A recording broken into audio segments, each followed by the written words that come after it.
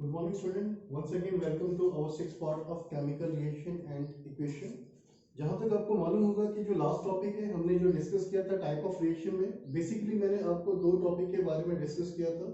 पहला जो टॉपिक था आपका कॉम्बिनेशन रिएक्शन और दूसरा जो टॉपिक था आपका डिकम्पोजिशन रिएक्शन। तो डिकम्पोजिशन रिएक्शन मैंने आपके साथ डिस्कस ये किया था, it is a reaction in which single reactant which is divided into two or more product that is known as the decomposition reaction.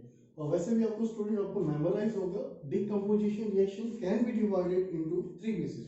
First on the basis of heat, that is known as the thermal decomposition reaction, and second on the basis of electricity, that is known as the electrolytic decomposition reaction, and the third one with the help of sunlight, that is known as the photolytic decomposition reaction. हालांकि आपने last time में मैंने आपको examples तीनों का दे रखा था, but basically मैंने आपको बोला था लास्ट लेक्चर में या लास्ट वीडियो में कि मैं आपको इसमें डिटेल में लेके चलूंगा, और डिटेल में ले जाना मेरा कोशिश इसलिए है क्योंकि इस तरह के क्वेश्चंस आपके मोस्टली 5 मार्क्स का या 3 मार्क्स का आपके टॉपिक है, आपके एग्जामिनेशंस में आता है, जिसके लिए मैंने यहाँ 3 इक्वेशंस लिख रखा है। पहला इक्वेशन जो है आपका मैंने एक सॉल्ट ले रखा है जिसका नाम है आपका लेड नाइट्रेट। सेकंड जो एग्जांपल है जो आपका कॉपर नाइट्रेट है, ये भी आपका एक सॉल्ट है जो कि जिसका कलर होता है आपका blue, and the third salt that is known as the sodium hydrogen carbonate. ये तीनों एग्जांपल को लेके मैं थर्मल डिकम्पोजिशन के बेसिस पे इसको मैं डिवाइड करूंगा। तो थर्मल डिकम्पोजिशन मतलब क्या, वो रिएक्शन जिसमें हम लोग हीट से एक इक्वेशन को 2 या 3 पार्ट में डिवाइड करेंगे। बेसिकली आप देखिए, फर्स्ट मैंने लिया है आपका lead nitrate with the help of heat it can be divided into first that is known as the lead oxide, then it evolved the one gas that is known as the nitrogen dioxide which is colored in brown gas, और तीसरा है आपके पास oxygen gas. और ये करने से पहले एक मैं आपको एक छोटा सा ट्रिक बताता हूँ, आप अपने माइंड में मेमोराइज कर लीजिएगा। किसी भी केमिकल फॉर्मूला में लास्ट में अगर सफिक्स होता है नाइट्रेट, तो आप ये याद रखिएगा प्रोडक्ट साइड में आपका कौन सा गैस इवॉल्व होगा, नाइट्रोजन डाइऑक्साइड, जिसका कलर क्या होगा, ब्राउन गैस।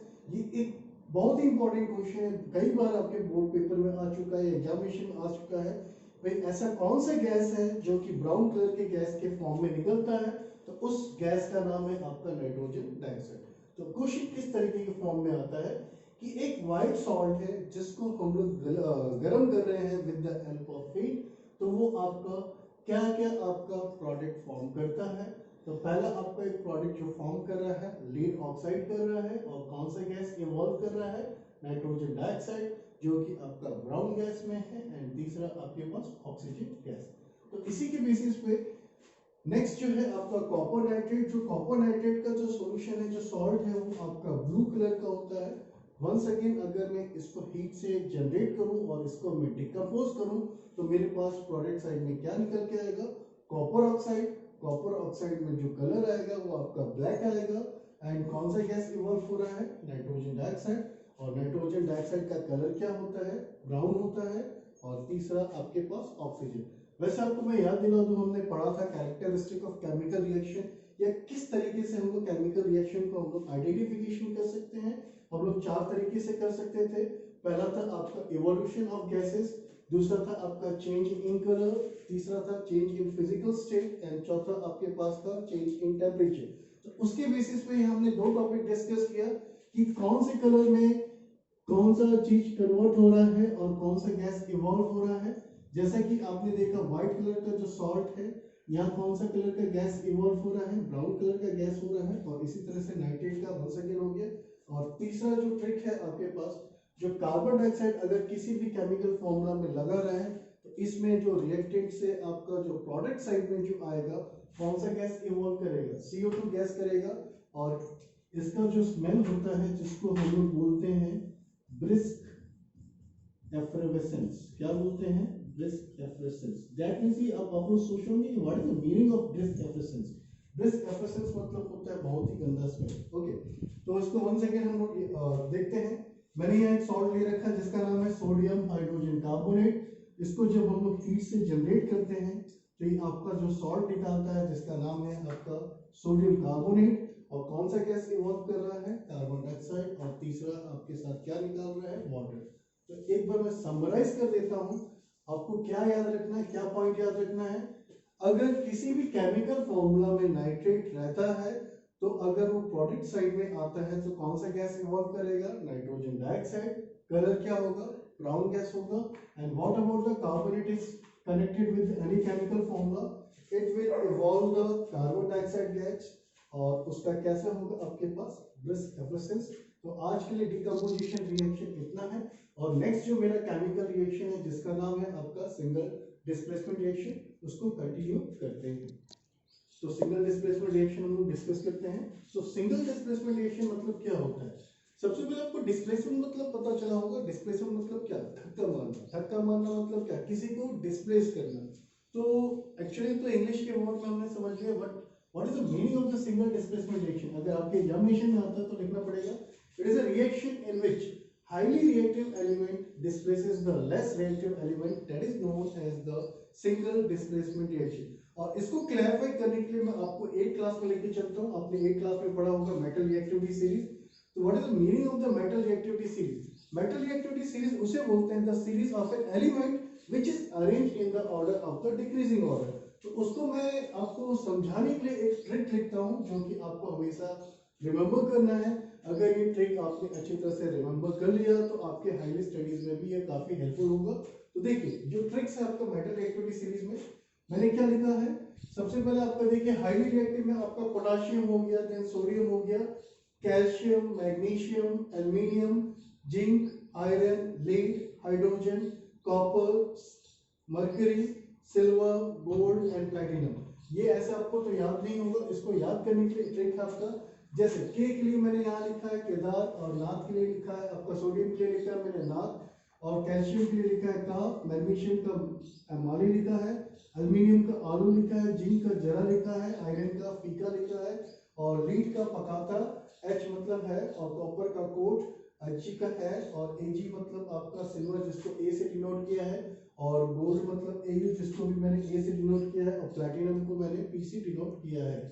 तो इसको देखिए ट्रिक कैसे, ट्रिक समझिए। इसको याद करने के लिए क्या है, केदारनाथ का माली आलू जरा फीका पकाता है यहाँ हो गया। फिर वन सेकेंड हाइड्रोजन को यूज करके हाई कोर्ट है आपका क्या, क्या मतलब आपका यहाँ के तो है नहीं, आपको उसको कैंसिल करना पड़ेगा।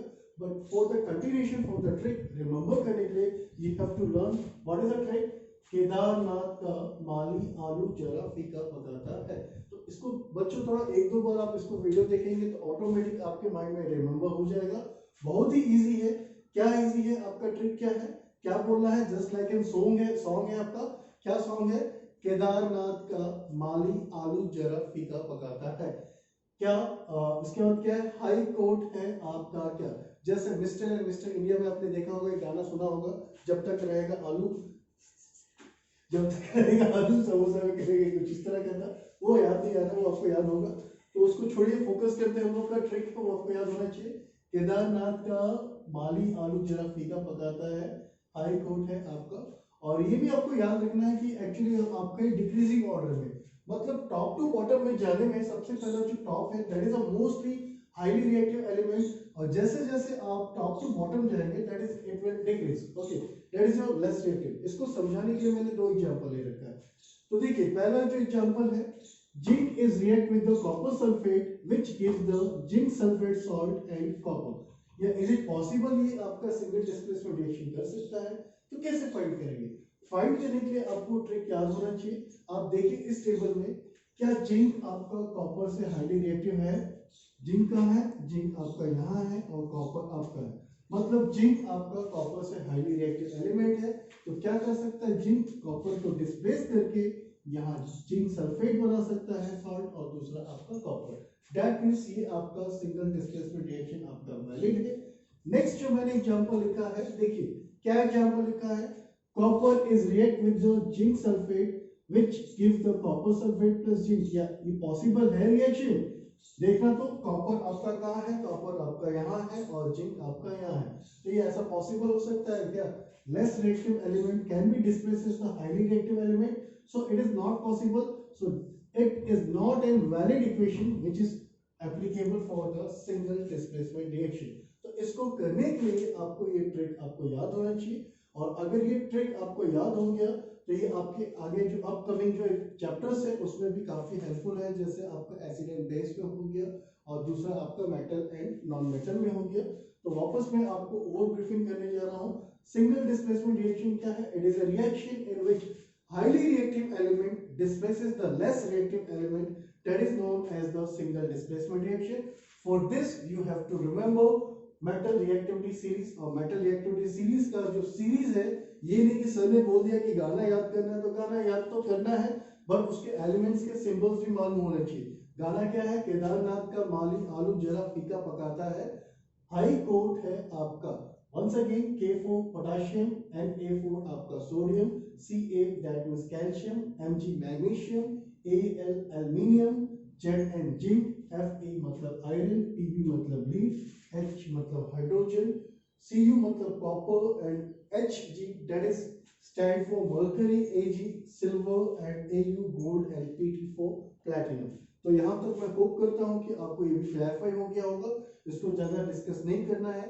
अब इसके बाद जो नेक्स्ट टॉपिक है हम लोग को जो डिस्कस करना है, डबल डिस्प्लेसमेंट रिएक्शन। जैसा कि आपने यहाँ सीख लिया सिंगल डिस्प्लेसमेंट, यहाँ एक ही एलिमेंट आपका एक डिस्प्लेसमेंट कर रहा है, तो वहां क्या करेगा? एक कंपाउंड के अंदर जो एलिमेंट्स है वो म्यूचुअली एक्सचेंज देयर पोजीशन, जिसको हम लोग डबल डिस्प्लेसमेंट रिएक्शन कहेंगे। तो इसको कंटिन्यू करते हैं।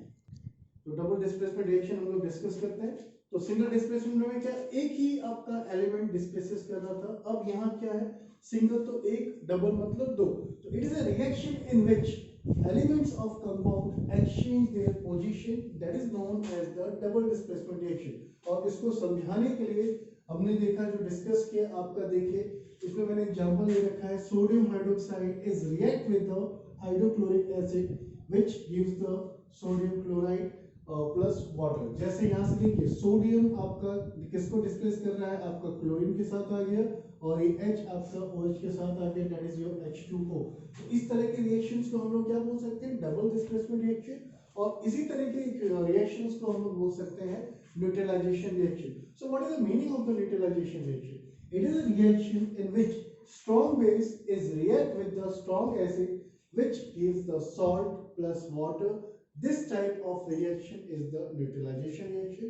ये जितना छोटा इजी लग रहा है वैसे ही टिपिकल है, ये आपके एग्जामिनेशन में आता है। अगर ये कॉन्सेप्ट क्लियर नहीं है then you cannot identify the different types of the reactions। तो फर्स्ट ऑफ ऑल मैंने आपके साथ डबल डिस्प्लेसमेंट रिएक्शन डिस्कस किया। It is a reaction in which elements mutually exchange their positions, that is known as the double displacement reaction, जो कि मैंने example ले रखा और इसी में मैंने आपको समझा दिया neutralisation reaction. It is a reaction in which strong acid is react with the strong base which gives salt plus water, that is known as the neutralisation reaction. Now second मैंने एक और एग्जांपल लिया है, एक salt मैंने लिया जिसका नाम है सोडियम सल्फेट, जो कि रिएक्ट कर रहा है बेरियम क्लोराइड के साथ। रिएक्ट करने के बाद आपके पास बेरियम सल्फेट आ गया and gives the sodium chloride. और आपको देखा होगा मैंने यहाँ व्हाइट पीपीटी लिख रखा है, मतलब ये आपका सॉल्यूशन के अंदर इनसॉल्युबल पार्टिकल है, जो कि आपका कलर किस फॉर्म में है? White PPT. PPT stand for precipitation reaction. आपको रिमेंबर होगा मैंने अदर टाइप्स के रिएक्शन भी डिस्कस किया था जिसमें आपका प्रेसिपिटेशन रिएक्शन था। तो what is the meaning of the precipitation reaction? It is a reaction in which in which insoluble particles remains in the solution, that is known as the precipitation reaction। So discuss कर लिया जाए, मैंने अभी क्या क्या discuss किया मैंने double displacement में मैंने आपको यहाँ न्यूट्रलाइजेशन रिएक्शन भी डिस्कस कर लिया और प्रेसिपिटेशन रिएक्शन भी डिस्कस कर लिया। Double displacement reaction, it is a reaction in which elements mutually exchange their position, that is known as the double displacement। And what about the neutralization reaction? Neutralization reaction, it is a reaction in which strong acid is react with the strong base which forms the water plus salt, that is known as the neutralization reaction।